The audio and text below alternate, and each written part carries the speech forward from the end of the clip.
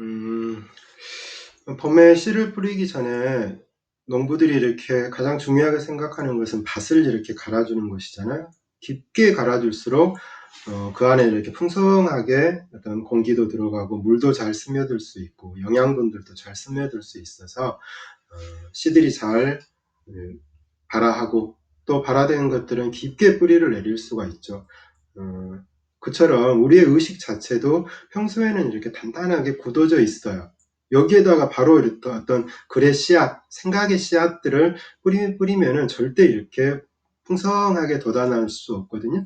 그래서 땅을 가는 것처럼 우리의 의식 역시 갈아줘야 돼요. 땅은 시간 속성을 가지고 있는 것처럼 우리 의식 역시 시간의식, 의식시간이라는 말처럼 흐름을 통해서 특별한 근원적인 생각을, 시간을 만들어내는 것이 우리의 의식이잖아요. 그래서 우리 의식 역시 땅처럼 깊게 이렇게 갈아줘야 거기가 풍성하게 글이 돋아날 수 있는 이제 준비가 되는 것들이죠. 그래서 이번 시간에는 우리가 이제 써야 되는 어떤 글쓰기의 출발점에서 우리의 생각을 좀 의식을 깊게 갈아주는 작업들을 좀 같이 해보게요. 다양한 방식들이 있을 것 같은데 저는 자유현상 기술이라는 방식들을 좀 소개를 하고 이 시간을 같이 한번 해봤으면 좋겠어요.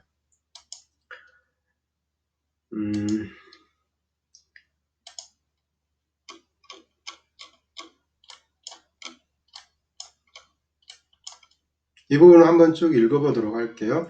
자유현상 기술, 언제 어디서나 무엇이나 어떻게든 쓸 수 있도록. 인간이 손으로 하는 일 중에서 가장 순수하고 고차원적이며 특별하지만 무의미해도 되는 것은 글쓰기이다. 사람은 손으로 가장 많은 일을 한다. 내밀 때 쓰는 근육과 당길 때 쓰는 근육은 다르다. 친구와 악수할 때 사랑하는 사람과 사랑하는 이와 손을 잡을 때 쓰는 근육도 다르다. 글쓰기 근육도 따로 있다. 글을 쓰는 근육은 있으면서도 없고 없으면서도 있다. 구체적이면서도 추상적인 것이다. 몇 글자 쓰지 못하고 저리기도 하고 하루 종일 써도 아무렇지도 않는 근육이다. 육체의 근육은 달리기와 같이 단순하게 나아가는 운동, 제자리로 돌아오는 반복 운동을 통해 단련할 수 있다. 이와 달리 글쓰기 근육은 나선 운동을 통해 단련할 수 있다. 직선과 나선은 모두 앞으로 나아가지만 나선은 한 바퀴에 한 뼘씩 자신을 반복하면서 나아간다. 나서는 경우에는 전진 운동이 끊임없이 오늘따라 도는 방식이다. 역설적으로 들릴지 모르지만 사실상 이것이 학습을 하는 데 최선의 방법이다. 이 말은 바바라 베이그라는 사람이 있어요. 이분은 하버드 대학교에서 40년 가까이, 30년 가까이 글쓰기를 하면서 많은 작가들을 키워낸 사람이거든요. 그래서 하버드대 글쓰기에서 소개하고 있는 방법이기도 해요. 자유기술.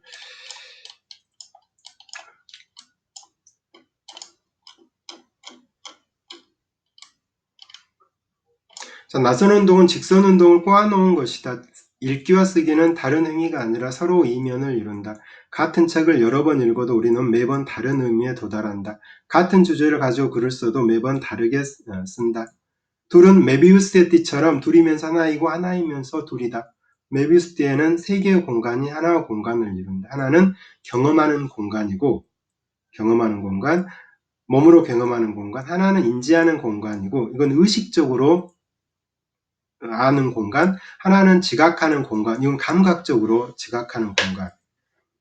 이 셋을 하나의 장소로 만들기 위해서 우리는 쓰면서 읽고 읽으면서 쓰고 다시 쓰면서 읽지 않으면 안 된다.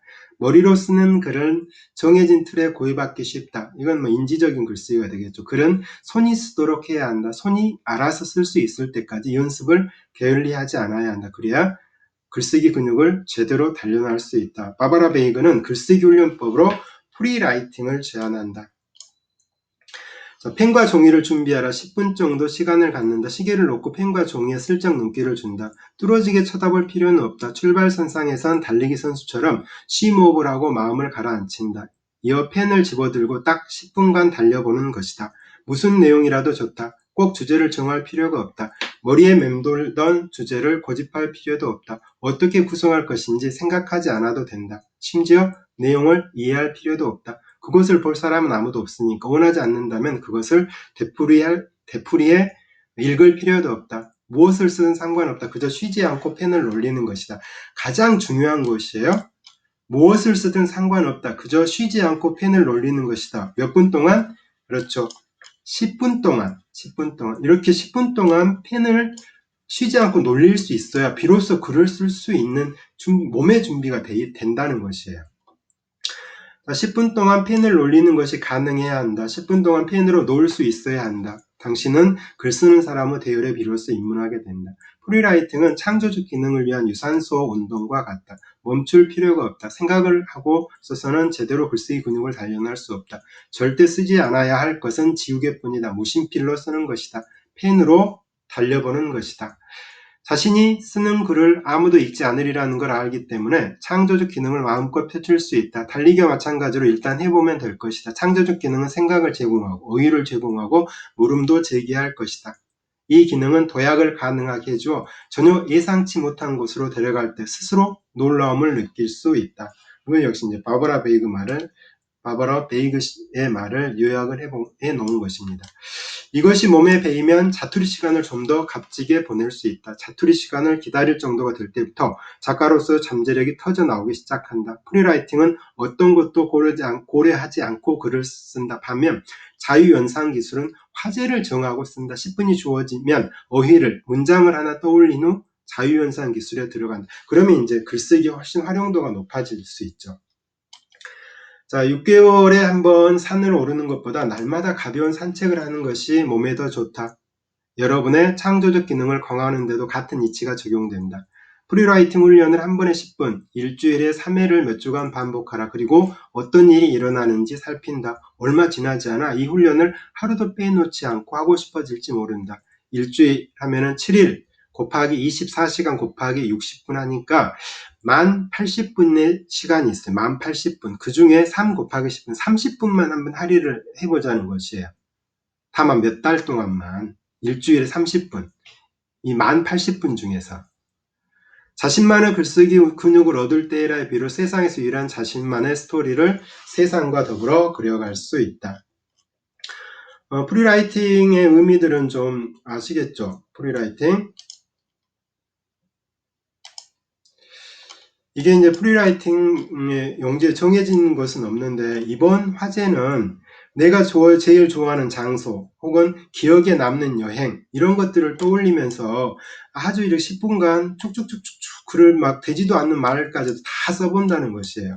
이게 이제 처음 10분 동안에 이 한 장을 다 쓰는 것은 쉽지 않은 일이에요. 근데 이런 훈련들을 한 5, 6번 정도만 하게 된다면은 여러분들은 10분 동안에 충분히 이 한 장을 채우고도 남아요. 그렇게 되면은 여러분들은 어마어마하게 많은 글감들을 얻어낼 수 있다는 것이에요. 이건 제가 이제 수업 시간에 학생으로부터 받은 어떤 자유연상 기술 종이거든요. 그래서 화제는 로봇과 인공지능이었었는데 로봇과 인공지능에 대해서 그냥 떠오른 대로 이렇게 쭉 한번 써보는 것이에요. 써보는 거. 그러면서 이 자유연상 기술을 통해서 뭔가 놀라운 이렇게 언어 혹은 생각들이 발견될 거 아니에요? 그러면 그것을 붙잡고 이제 글을 써나가면 되는 것이에요. 자유연상 기술은 정말 자유롭게 쓰는 것이기 때문에 압박감 없이 쓰는 거죠. 그래서 이 말을 내가 진짜 한 것인가 라고 할 정도의 그런 글들이 나오면은 정말 훨씬 더 창조적인 글이 될 수가 있다는 것이에요. 그래서 여러분들이 이 작업들이 좀 잘 되어야 글의 처음 출발을 좀 무난하게 쉽게 가져갈 수 있거든요. 그래서 말씀드린 대로 내가 가장 좋아하는 장소, 여행, 그 다음에 내가 가장 좋아하는 여행, 기억에 남는 여행 이런 것들 화제로 자유연상 기술을 한번 쭉 좀 하셔가지고 아무 정리에다 하셔가지고 카메라로 촬영을 하든지 혹은 스캔을 받든지 하셔가지고 우리 이 기류인문학 메일로 이렇게 보내주시면 그 내용들을 제가 살펴봐가지고 나름대로 한 단락 정도로 좀 정리를 해가지고 드릴게요. 그러면은 여러분들이 그것을 보강을 좀 하셔가지고 여러분들이 올해 기리의 인문학에서 써야 될 그 글의 서론으로 잡으시면 좋겠어요. 들어가는 글로. 그래서 나는 내가 제일 좋아하는 장소는 이런 곳이었다. 나에게 가장 기억에 남는 여행은 이런 여행이었다. 내 한국에 와가지고 강진을 다녀오게 됐다. 강진을 가면서 김영랑의 사랑에 대해서, 그 다음에 정약용의 그다음 사람들에 대한 사랑에 대해서, 백성을 사랑하는 마음들에 대해서 같이 보면서 아름다운 풍경들을 이렇게 보았다. 그래서 마지막에 이제 들어가는 내용하고 나오는 내용이 비슷해야 되거든요. 원래 나는 이런 곳들을 많이 좋아했었는데 이번 강진을 이렇게 다녀오면서 단순히 이렇게 풍경이 아름다운 곳보다는 사람들의 삶 혹은 시와 문학과 함께하는 여행이 훨씬 더 마음 깊은 곳에 울림을 준다는 생각이 든다. 이런 식으로 마무리할 수 있도록 그래서 글의 시작은 곧 마무리와 이렇게 연결이 되기 때문에 굉장히 중요하거든요. 그래서 다시 한번 말씀드리는데 자유현상 기술을 좀 하셔가지고 스캔을 받거나 혹은 스마트폰으로 촬영을 해서 우리의 기류인문학 안내되는 그 메일로 이렇게 보내주세요. 제가 확인되는 대로 한 단락 정도로 읽어보고 정리를 해가지고 다시 여러분들에게 돌려드릴 테니까 그것들을 참고하셔서 보강해서 여러분들의 이번 글쓰기, 저자되는 글쓰기의 도입부로 활용하시기를 바랍니다. 오늘 첫날 강의는 좀 여기까지 마무리를 할게요.